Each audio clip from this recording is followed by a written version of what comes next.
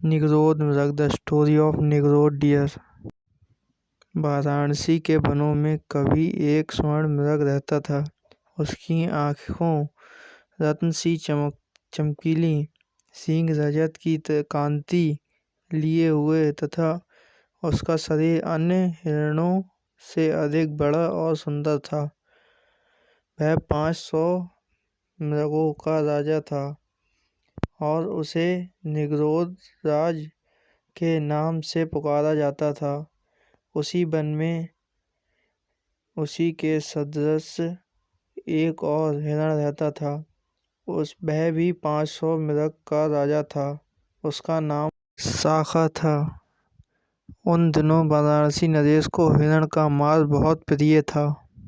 हर रोज उसे हिरण के मांस के नए नए व्यंजन खाने का शौक था।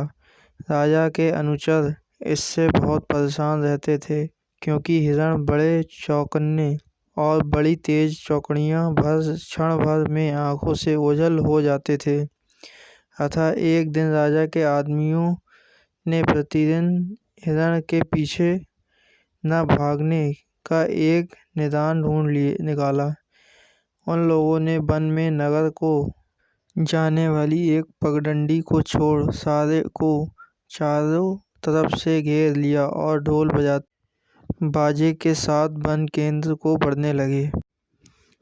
तब सारे मृग नगर को जाने वाली पगडंडी से होते हुए राजा के एक उद्यान में इकट्ठे हो गए।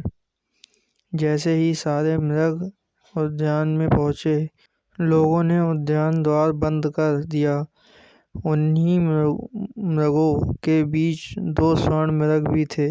राजा ने जब उनकी चर्चा सुनी तो स्वयं भी वह उन्हें देखने आया तथा उनकी प्रशंसा के कारण उन्हें प्राणदान दिया।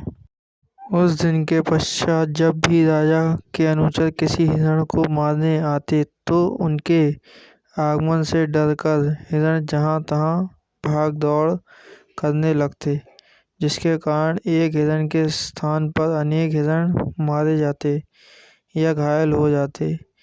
इस आपदा से बचने के लिए हिरणों ने एक सभा की ओर तय किया कि प्रतिदिन एक हिरण राजा के घात स्थान पर स्वयं जाकर अपना बलिदान करे। राजा के अनुचरों को भी हिरणों के सहयोग से प्रसन्नता हुई और वे केवल आए हुए बद्ध हिरण के ही प्राण हंसते थे।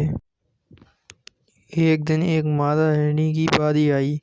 उसके पेट में एक नन्हा हिरण पल रहा था। चूंकि वह शाखा हिरण की झुंड में रहती थी, इसलिए वह अपने राजा के पास जाकर अपने बदले किसी और को भेजने की प्रार्थना करने लगी। शाखा हिरण ने उसकी बात को यह कहते हुए ठुकरा दिया कि कानून में परिवर्तन संभव नहीं था। रोती बिलखती वह हिरणी फिर निगरोध राज के पास पहुंची और उसके सामने भी प्रार्थना दोहराई। निगरोध राज ने तब उसकी सहायता के लिए अपने प्राणों की बलि देना उचित समझा। अगले दिन जब राजा के अनुचर ने बद्ध स्थान पर एक स्वर्ण मृग को मरने के लिए तैयार खड़ा पाया तो उक्त घटना की सूचना तत्काल राजा को पहुंचाई। प्राणदान पाकर भी वह हिरण क्यों मृत्यु के लिए तत्पर था, इसका कारण राजा ने जानना चाहा। इसलिए उसने तत्काल घटनास्थल पर पहुंचकर निगरोध से उसकी मृत्यु की तत्परता का कारण जानना चाहा। निगरोध ने तब उसे गर्भिणी हिरणी की कथा सुनाई, जिसे सुनकर राजा ने उसके साथ उस गर्भवती हिरणी को भी अभय दान दिया।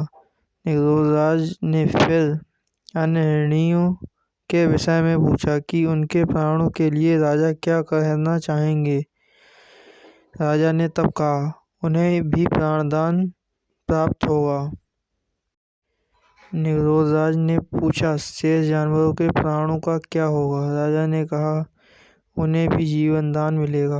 मृग ने फिर पंछी और जलचरों के प्राणों के विषय में भी पूछ लिया। राजा ने तब अपने राज्य में रहने वाले समस्त पक्षी और मत्स्य आदि की अवैधता की घोषणा कर दी, और जब तक वह राजा जीवित रहा उसके राज्य में किसी भी जीव जंतु की हत्या नहीं की गई।